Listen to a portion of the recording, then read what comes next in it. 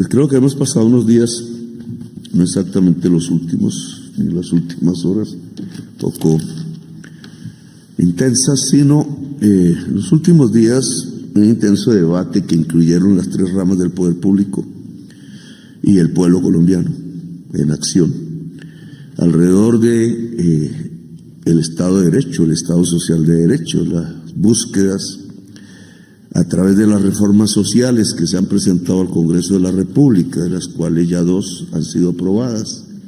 Entramos en el terreno de la discusión de la tercera.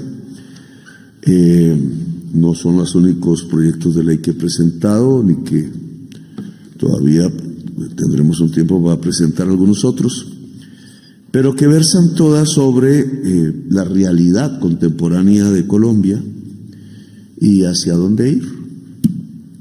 Al final, el debate, en el fondo, responde la pregunta de ¿a dónde ir? Es un debate que también tiene que ver con la humanidad. Ayer, precisamente, antes de ayer, estábamos en algo parecido a eso, no me gustó mucho, pero y no me gustó ahora, digo porque, ¿qué es? Bueno, ¿y a dónde vamos en el mundo? ¿A dónde vamos? ¿A dónde debemos ir? Que no es lo mismo. El debate de ayer era un tema que desde hace 50 o 100 años se discute, que es cómo se financia el desarrollo. Me pareció, regresando a mi primer semestre de economía, como si regresáramos a algo que ya hace mucho tiempo incluso dejamos de usar, porque el desarrollo no se financia a partir de cuerpos internacionales, sino que el desarrollo es, como cualquier flor, la evolución de lo interno. Y cuando uno coloca esa palabra, más que lo económico, se refiere a la cultura. Un país se desarrolla es antes que nada culturalmente, y sus maneras de producir y de cumplir con las necesidades básicas y más y otras, y construir otras necesidades cada vez más espirituales, tiene que ver con que se ha desarrollado culturalmente o en un proceso muy alto de desarrollo, porque eso no tiene ningún final. El ser humano siempre se desarrollará culturalmente. Involucionó el debate porque volvimos otra vez a algo que habíamos superado. Cuando el debate de hoy es cuál desarrollo y qué finanzas. No voy a entretenerlos en ese discurso y en ese tema, no es de hoy, pero no fue el del evento. ¿Cuál desarrollo en medio de la crisis climática? Esa es la pregunta. Y por tanto, ¿a dónde debemos ir desde el punto de vista del desarrollo cultural y económico de la humanidad? Y si creemos en la ciencia, para los que desde su proyección, pensamiento político, filosófico, creen que la ciencia sigue siendo la linterna del Diógenes, nuestro faro, para acercarnos a la realidad. Esa es la linterna de Diógenes, no tenemos más. Si no tenemos ese faro, pues solo hay racionalidad, solo hay prejuicio, solo hay creencia, fe, que es muy respetable, pero la fe puede enviarnos al abismo si no tenemos la linterna de Diógenes, y la linterna de Diógenes es la ciencia. Y la ciencia impone aquí en esto una respuesta corta y contundente. Si no cambiamos, ya vamos al abismo, porque de lo que era el cambio climático pasamos a la crisis que ya vivimos. En el hotel que me tocó dormir, en Sevilla, fuera del hotel había 47 grados centígrados y en los pasillos del hotel había 56. No se podía caminar. La ciencia dice que 35 grados expuesto y sin tomar agua, un ser humano muere en 1 hora. Nunca los sevillanos y sevillanas habían sentido esa temperatura. Y ahí se desarrolló el encuentro. Luego, no puede haber desarrollo económico sin descarbonización, señores y señoras magistradas. No puede haber, dice la ciencia. Si somos irracionales, pues podemos pensar en otras cosas. Pero yo creo que la historia de la República de Colombia se basa en la racionalidad. Y eso se llama descarbonizar. Y descarbonizar es una manera de decir quitar carbón, petróleo y gas. Desfosilizar la economía. Y ese es el gran reto del mundo y de la humanidad hoy. Y si no podemos, nuestros nietos no vivirán en este planeta. Y no podemos dejarle a nuestros nietos la tarea, porque de acuerdo a la ciencia solo tenemos 12 años. Todo lo demás es irreversible. Todo lo que hagamos después de los 12 años ya no moverá el cronómetro de la física climática del planeta. He ahí la magnitud del problema, que el Foro Internacional no debatió. Estaba acostumbrado en todos estos 3 años de gobierno a que siempre se debatía y era el tema central. De hecho, hicimos la COP16 en Cali y no debatió, básicamente se puso un tema like del pasado, básicamente porque la agenda mundial ya no es esa, que fue un poco lo que discutí allí y que quiero transmitir. La agenda mundial de hoy no fue a esa reunión el gobierno de los Estados Unidos, ninguno. Fueron unos delegados chinos de segundo nivel. Mandaron el segundo en importancia del Fondo Monetario Internacional, siempre iba Georgieva, que es mi amiga, y fue el presidente del Banco Mundial, Macron, y presidente de Suiza, y Pedro Sánchez, y algunos países africanos y algunos latinoamericanos. Al no ir a Estados Unidos, que es el principal responsable de la acumulación de gases de efecto invernadero en el planeta, y al no ir en el más alto nivel el gobierno chino, que es el mayor responsable hoy del flujo, que es diferente al acumulado de CO2 en el planeta, y al no ir la presidenta del FMI, no se pudo discutir lo esencial, que es cómo se reestructuran las finanzas públicas mundiales de cara a que podamos invertir los recursos suficientes en descarbonizar la economía para poder salvar la vida de nuestros nietos y de nuestras nietas. Y ya pasaron 3 años de los 12. Luego las circunstancias sí me parecen dramáticas. Y volviendo al tema colombiano, entonces, ¿cómo un Estado social de derecho construido, o por lo menos decretado por el pueblo en el año 91, puede construir desde lo local variables, procesos, enseñanzas y aprendizajes que nos permitan, como parte de la humanidad que somos y ojalá como vanguardia de la humanidad, tomar las decisiones que corresponden? Esa es un poco mi inquietud, faltándome 1 año para salir de aquí. Menos mal, salgo corriendo, voy a gritar de la alegría como un niño cuando sale de la escuela.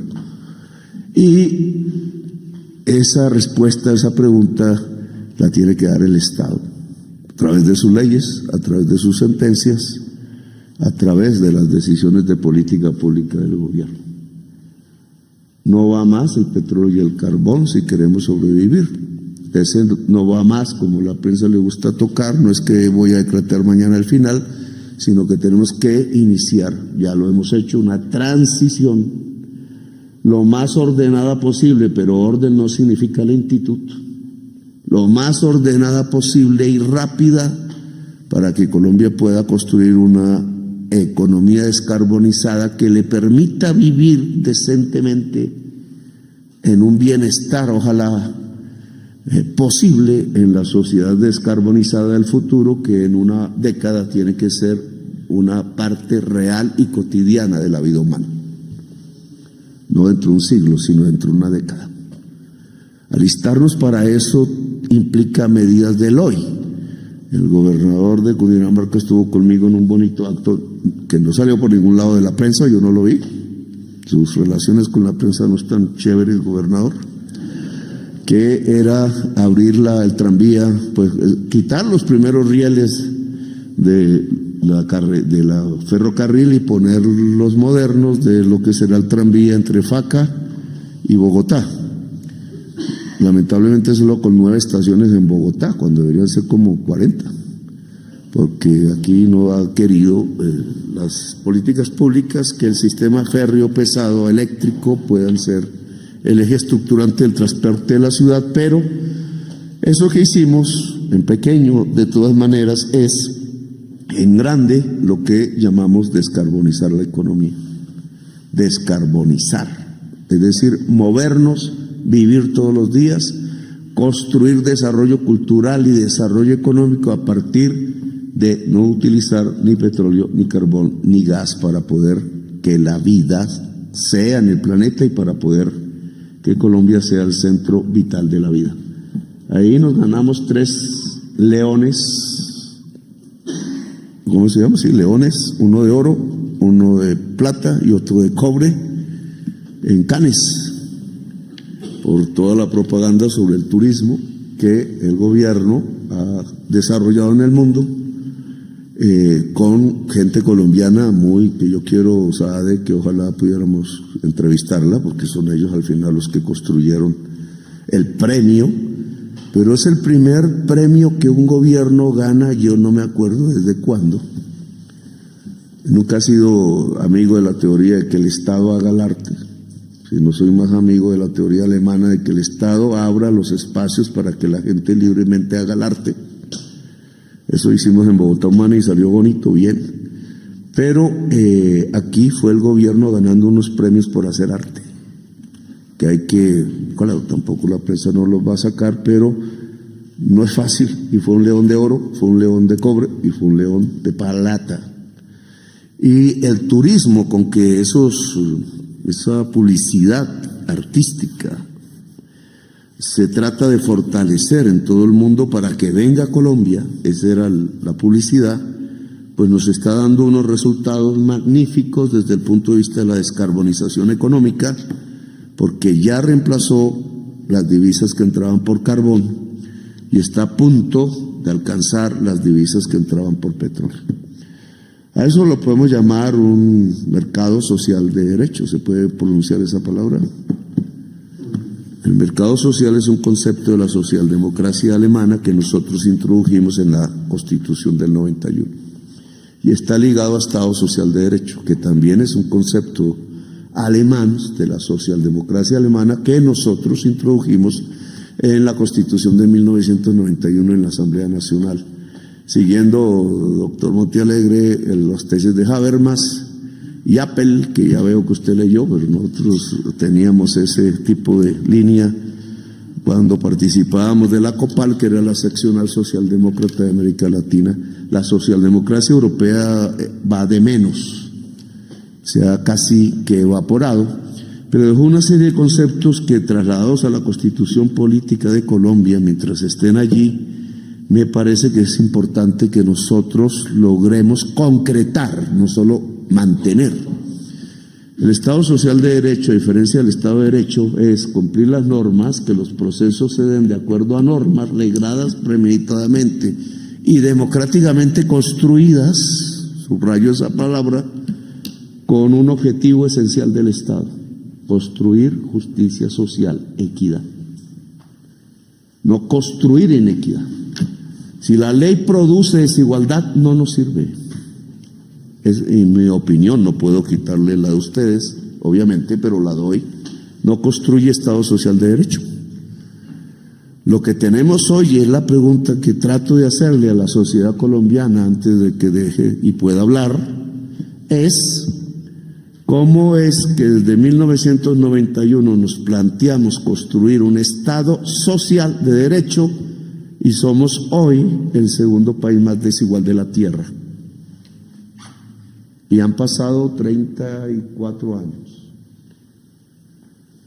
Yo quisiera, claro, yo tengo una explicación, pero a mí me gustaría que, si la explicación mía no es válida, alguien me diera una explicación de por qué. O sea, ¿por qué el mundo jurídico y político? Porque al final la Asamblea Nacional Constituyente tiene una base política que ni más ni menos es la soberanía popular. Ni más ni menos, en esa época que yo era un joven, recién había dejado mis armas que no era más una pistola Beretta que no me gustaba. Si recién de pasado eso, la Constitución de Colombia se planteó a través de una Asamblea Nacional Constituyente, y la Constitución de 1886, contra la cual yo me levanté en armas, confieso, lo confesé desde el principio. Yo cometí un delito político, se llama rebelión, no sedición. No era que quería cambiar un gobierno, no pasó nada, no era que quería ir a protestar porque se acabó el agua en mi pueblo. No, rebelión, era que quería cambiar un estado por otro. Esos somos los rebeldes. Solo me califica delincuente el que está en ese estado, porque lo quiero cambiar. No me califica delincuente nadie más, porque no es un delito sino nacional y político. Por eso el senador ese o congresista que anda diciendo que soy narcoterrorista, pues voy a ir, yo creo que hay un camino jurídico. Ni narco ni terrorista, rebelde. Como fue Bolívar. ¿Qué quería Bolívar? Cambiar un estado por otro. Uno monárquico por uno republicano independiente. Yo quería por uno democrático. Pero bueno, eso era. Pero ese estado que se cambia en la Constitución del 91, porque yo me acuerdo de Antonio Navarro Serpa y Álvaro Gómez diciendo juntos, se deroga la Constitución de 1886, un siglo y pico después, un siglo y 10 años. Y en su universidad, Vladimir, que es el externado, me habían enseñado que esa universidad tenía 90 años, fue cuando conmemoramos los 90 años, ya tiene un siglo de un pensamiento liberal que trató de mantenerse vivo estudiando libros en una universidad liberal, porque no congeniaba con quienes habían construido el Estado de 1886, que llamaron de la regeneración, porque era un Estado teocrático, antidemocrático y regresivo. Me pregunto, pasó un siglo y no pudieron tumbar esa Constitución. Nunca. Y hubo una cantidad de muertos, empezando por el general Rafael Uribe Uribe, que en mi opinión es el antioqueño más universal de Antioquia.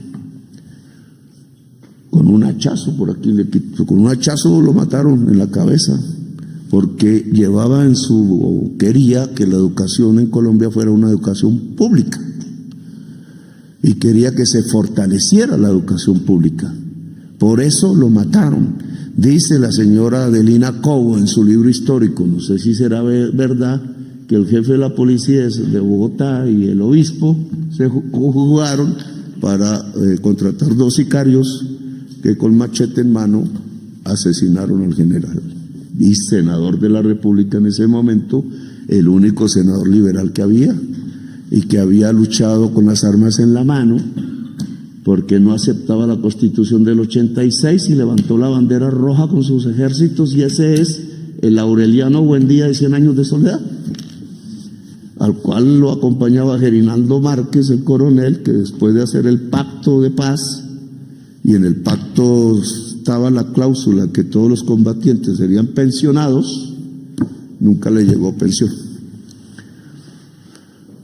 Y entonces la Constitución del 86 no pudo ser, se reformó, sí, por un gigante, López Pumarejo, y metió la palabra sindicato, y metió la palabra modernización agraria, y metió una ley, la ley 200, que empezó a hablar de reforma agraria, palabra que ya Murillo había pronunciado en 1850, Murillo Toro, cuando el Partido Liberal nace con un objetivo programático en ese momento, y por eso se llama liberal, libertar los esclavos. Y entonces el otro partido nace con otro objetivo, que es que los esclavos no se liberen. Y todo termina en un acuerdo, después de que echaron al general Melo, que quiero traerlo aquí, pero no he podido porque no han encontrado los restos en Chiapas. Fue fusilado por los conservadores en México, él peleando al lado de Benito Juárez. ¿El acuerdo sabe cuál fue? Que se permitía liberar los esclavos, pero se les consideraba propiedad privada, dice la ley, y por tanto había que indemnizar con dinero público los dueños de los esclavos. Esa es nuestra ley, doctora. Claro, ya no vigente porque ya no hay esclavos, pero así se liberaron los esclavos en Colombia.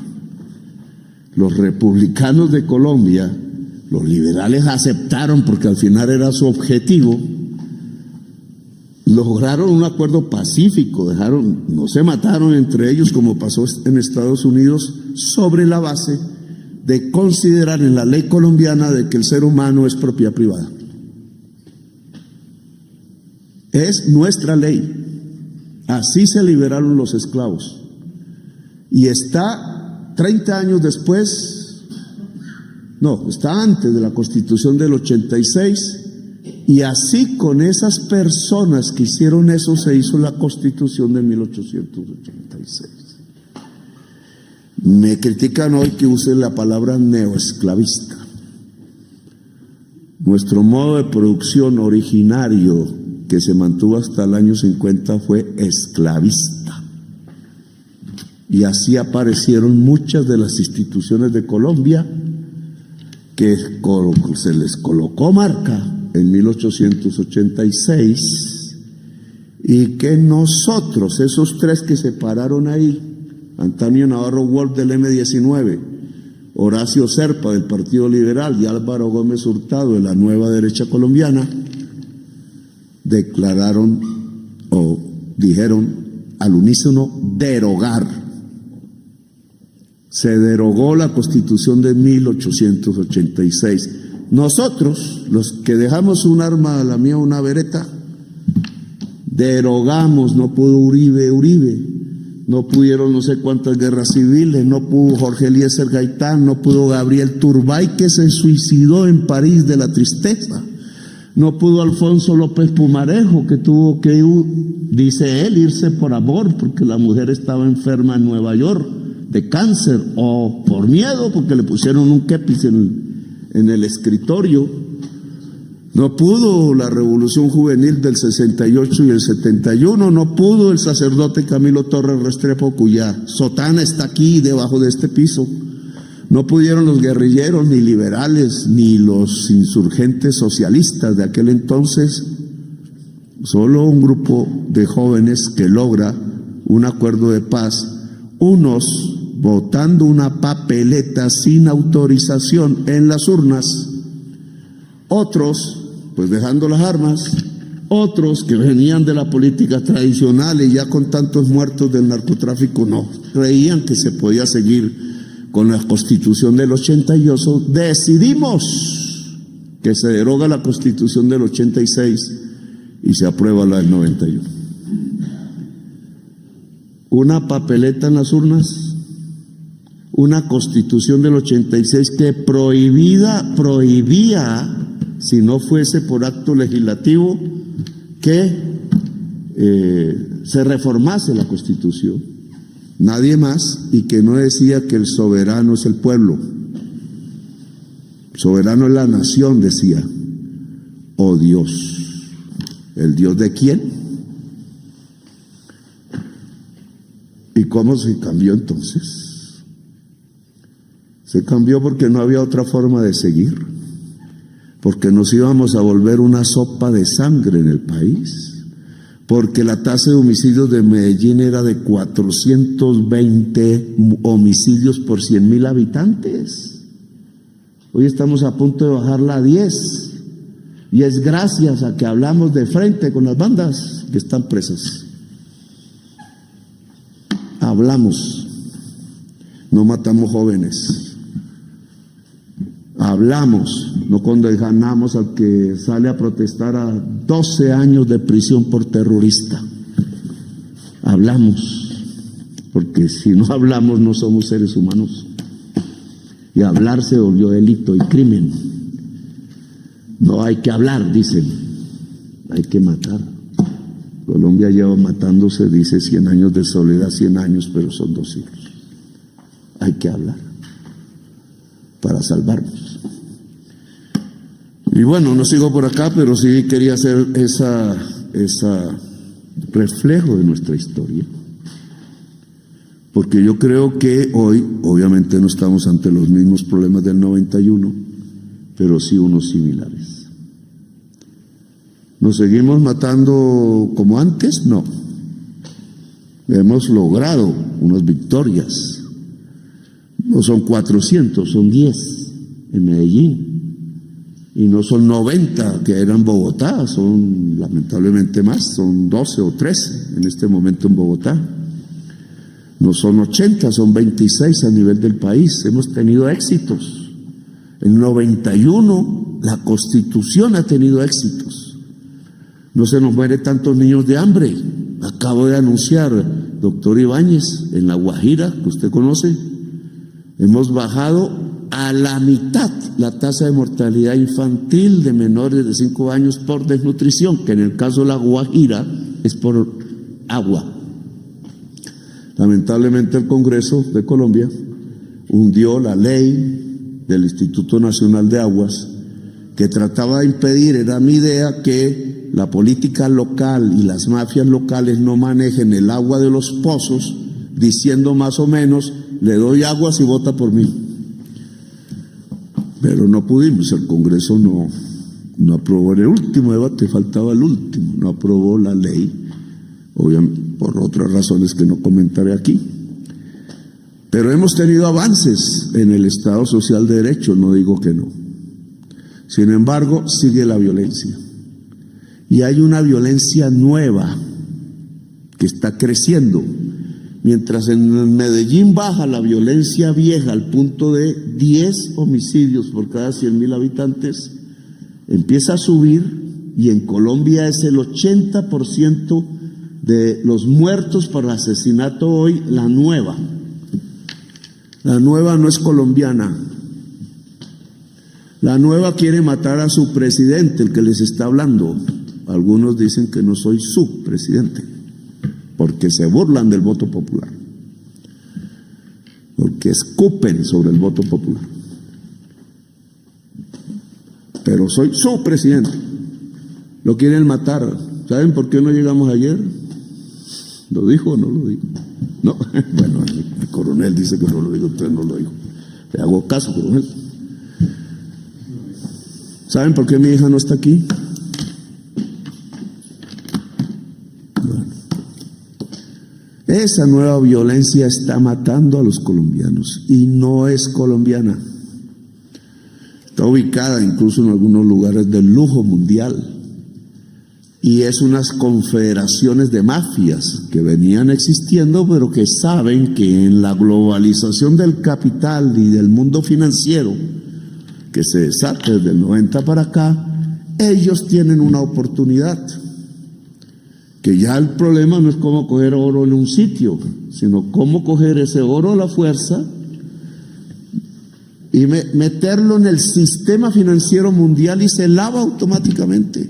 Y lo mismo la cocaína, y lo mismo las armas, y lo mismo el contrabando, y lo mismo la trata de mujeres, lo mismo la trata de niños para sexo, y óiganse bien, y lo mismo la trata de seres humanos para llevarlos a determinados sitios tan dantescos y oscuros, que es para que en directo por internet, a costos altísimos para inscribirse en algo que se llama el Internet oscuro, puedan ver cómo violan directamente, cómo desmembran un cuerpo directamente, cómo asesinan directamente, cómo los violados pueden ser niños directamente, cómo les quitan a los niños sus extremidades y después violan antes de morir directamente. ¿Saben cuánto vale eso?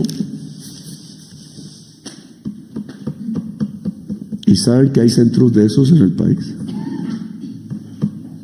A tal grado ha llegado la degeneración dentro de una sociedad que, por sectores, porque no es toda, obviamente, se vuelve codiciosa, no solo se roban los niños, se venden los niños en Colombia. Hay una neoesclavitud en Colombia. Y obviamente nosotros tenemos que luchar contra eso. Pero es la nueva violencia que tenemos. Los señores que se visten de verde oliva en el Micay o en el Tambo o en Argelia o en el occidente del Cauca no son guerrilleros de la FARC. Son la fuerza que Iván Mordisco llevó a articular a la Junta del Narcotráfico. ¿La Fiscalía tiene alguna investigación sobre la Junta del Narcotráfico? O lo he mencionado varias veces, o aquí hay personas que saben qué es la Junta del Narcotráfico. El señor Chiquito Malo, jefe, porque son federaciones del Clan del Golfo, está articulado en segundo nivel, no en primer nivel, en el mismo nivel que Iván Mordisco a la Junta del Narcotráfico. Y entonces, ¿quiénes son los de la Junta del Narcotráfico? Le pregunté a la DIPOL, la inteligencia de la policía. ¿Cómo, presidente? ¿Eso qué es? Cuando me iban a matar el 20 de julio, hace un año, ya va a ser otro el 20 de julio, aquí en la 19 con séptima, y entonces dice, no, es que Petro está paranoico, es que este tipo ahí para excusarse de la lucha de la oposición dice barrabasadas para ocupar las páginas del Tiempo.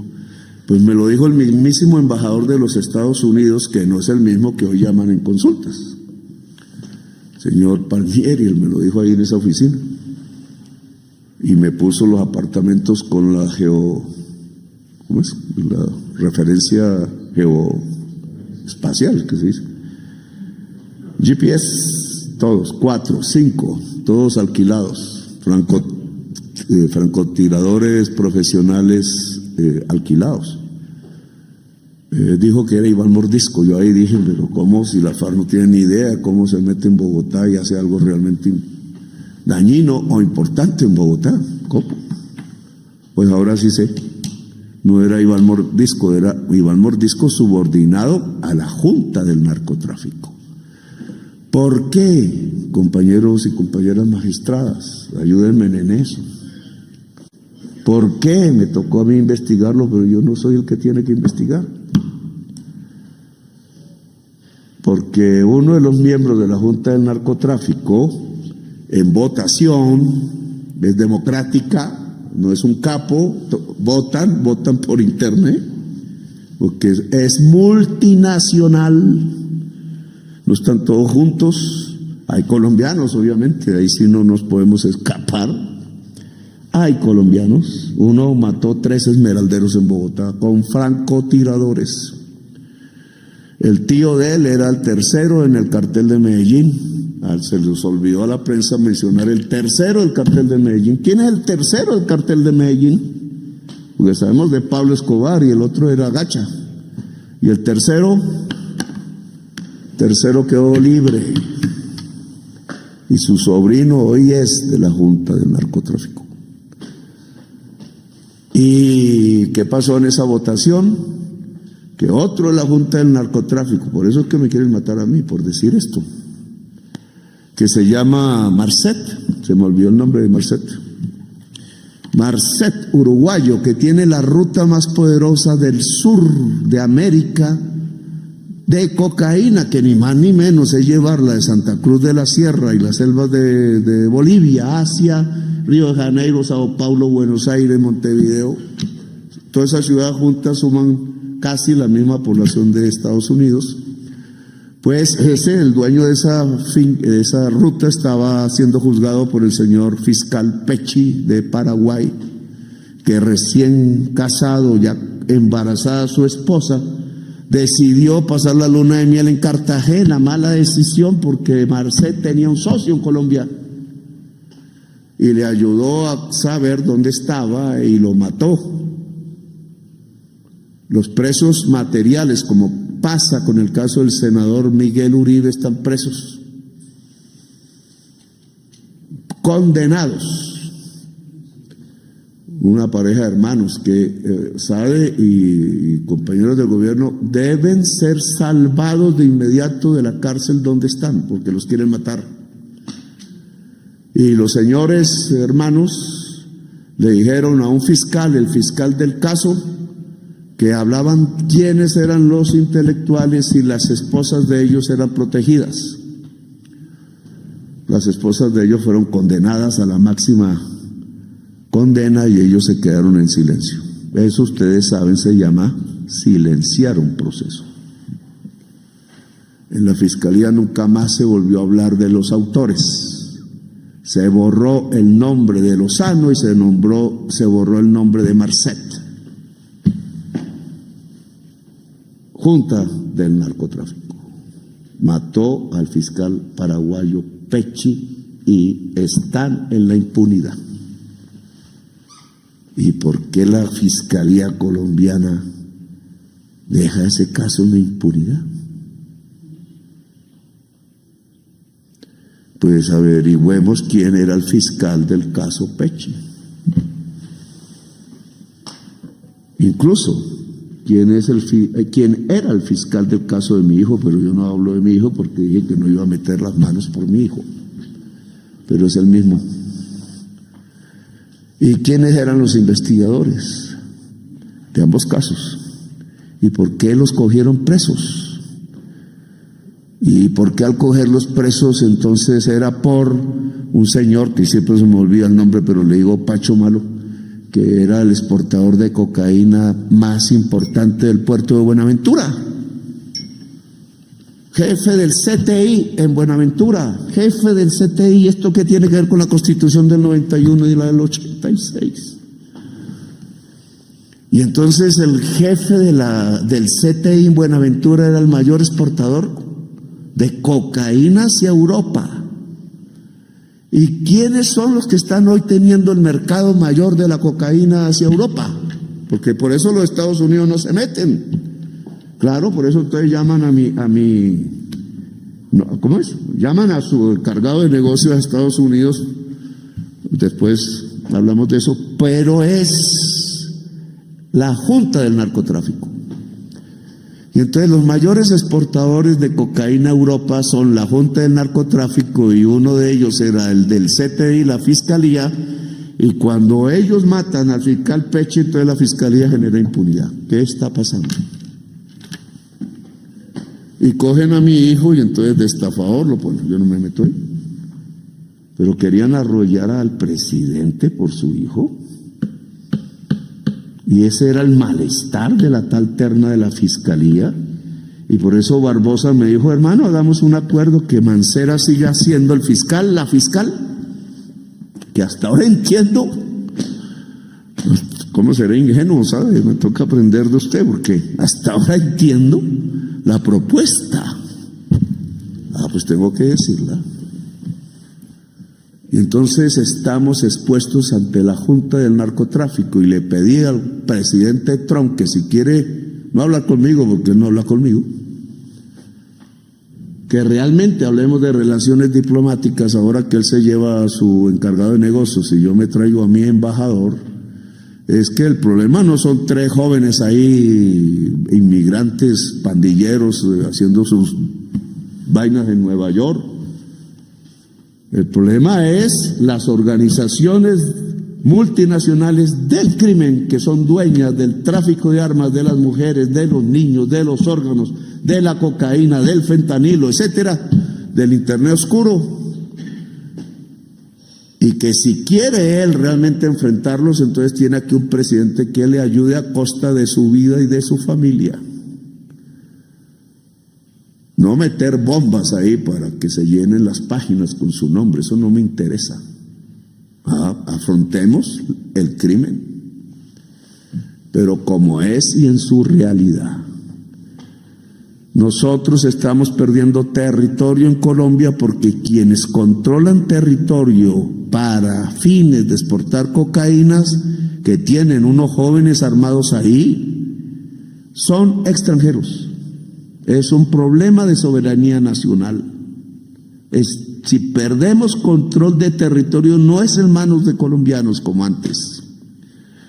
es en manos de albaneses, es en manos de italianos, es en manos de mexicanos, es en manos de paraguayos y es en manos de colombianos al servicio de todos ellos. Esas son las nuevas organizaciones criminales. Por eso cada rato en Medellín creo que ayer o antes de ayer, ¿no?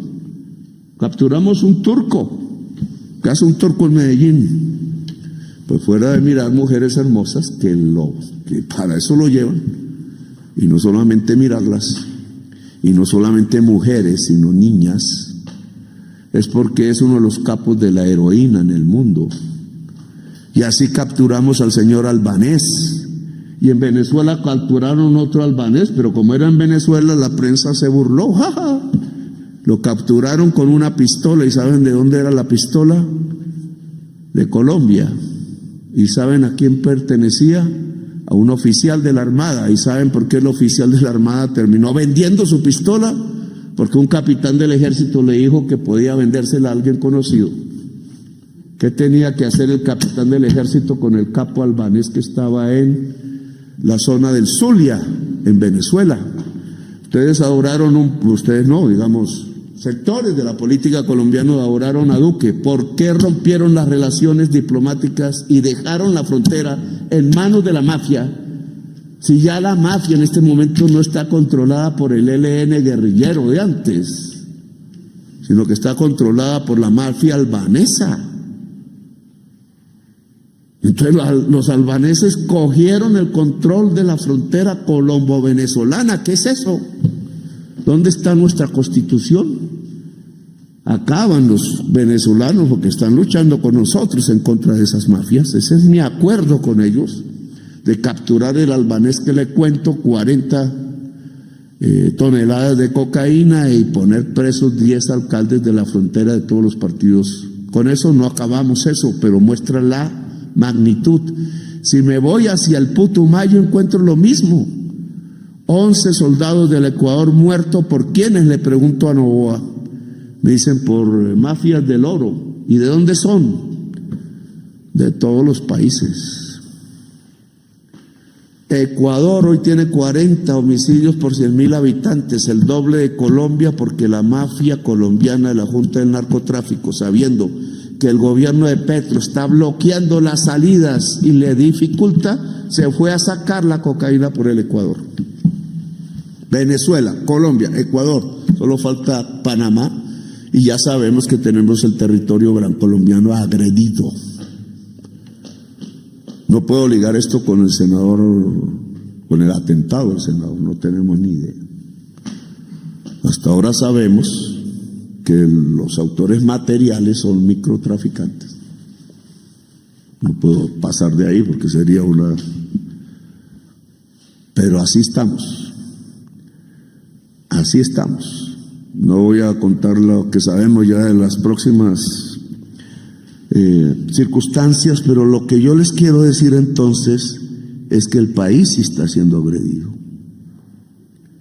Que su enemigo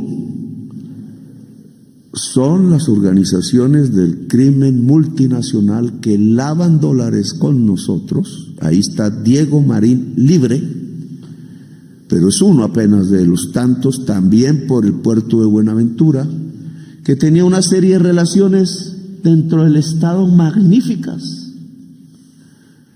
Incluso hasta llegó a entrar al gobierno, o trató de intentar entrar al gobierno, no, que yo fui echando a todo el que iba sabiendo.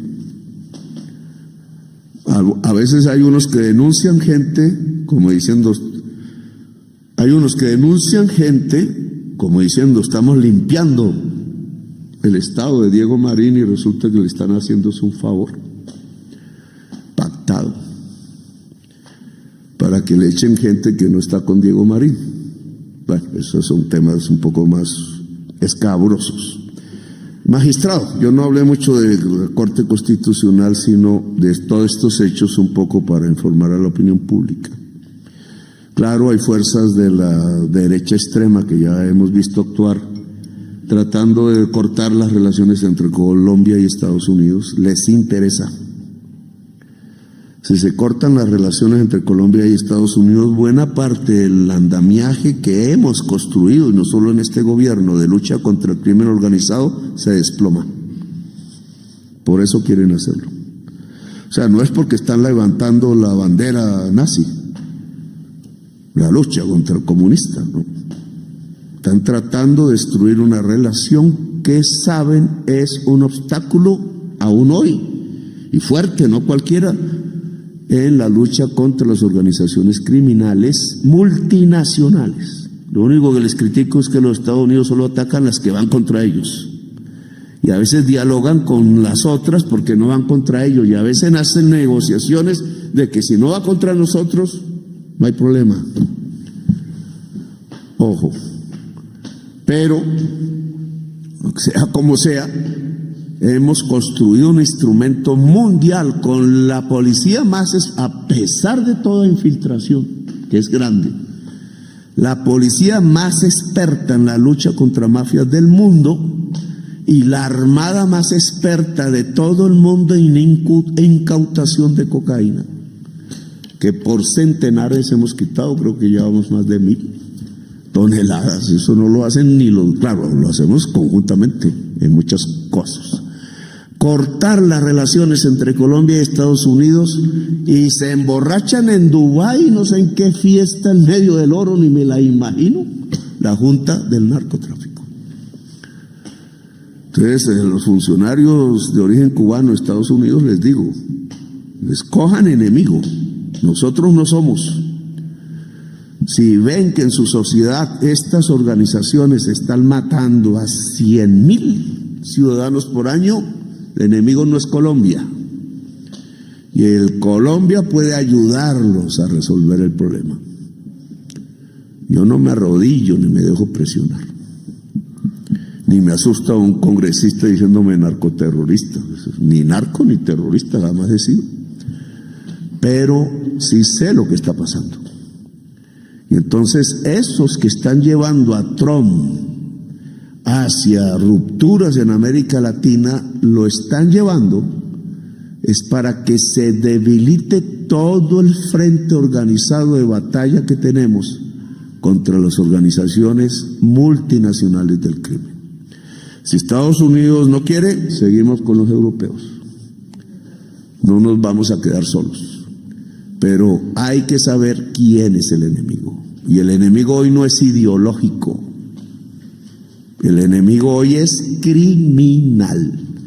Y la violencia de hoy en Colombia no es ideológica. La violencia en Colombia de hoy es criminal, con fuerzas políticas, sí, porque siempre las ha tenido.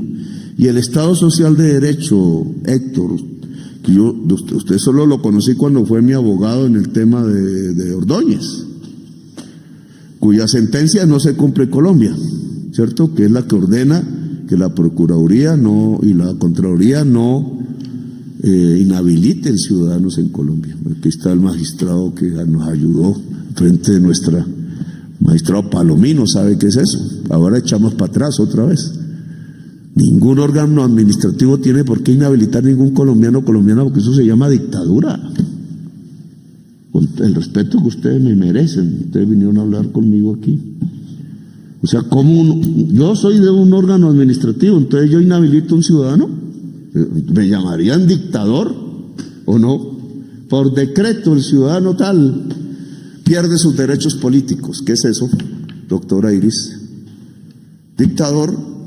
Y entonces, ¿por qué un funcionario del mismo nivel mío, no nivel, sino orden mío, del ejecutivo o administrativo, puede quitarle los derechos políticos a otro? En la jurisdicción colombiana, cuando una sentencia de la Corte Interamericana de Derechos Humanos ha dicho que no la estamos desacatando. Entonces, ¿por qué no restablecemos nuestro Estado Social de Derecho, magistrado? Parte vive, parte está golpeada, parte no la hemos ni siquiera construido aún. Decía, ordénase la Constitución, Estatuto del Trabajo. ¿Cuántos años lleva esa orden? 34 años. Apenas recién, y miren lo que me ha costado. Hasta consulta popular tuve que convocar por decreto, igual que César Gaviria convocó por decreto la Asamblea Nacional Constituyente en 1990. Y ese decreto, como lo facultó, si la Constitución del 86 ni siquiera hablaba de eso. Y la mía, que sí habla, no puedo, bueno, debate que no puedo meterlo porque es materia está en discusión, digamos, no es materia pasada, aún está en discusión. Pero lo que sí podemos discutir es hacia dónde vamos. Y yo lo que diría es, sí hay unos temas globales mundiales a los que tenemos que afrontar. Descarbonización.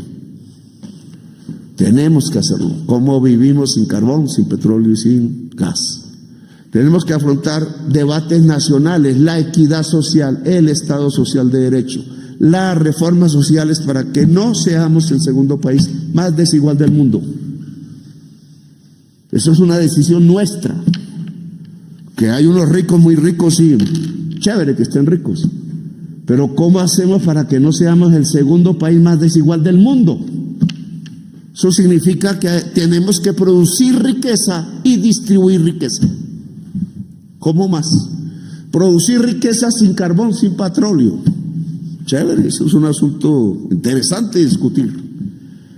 Yo digo, lo primero que tenemos que hacer para producir riqueza sin carbón y sin petróleo y sin gas es pensar, es desarrollar el cerebro. Este cerebro vale más que 1000 pozos de petróleo y el de cada uno de ustedes también. Y de los millones de colombianos, ni se diga.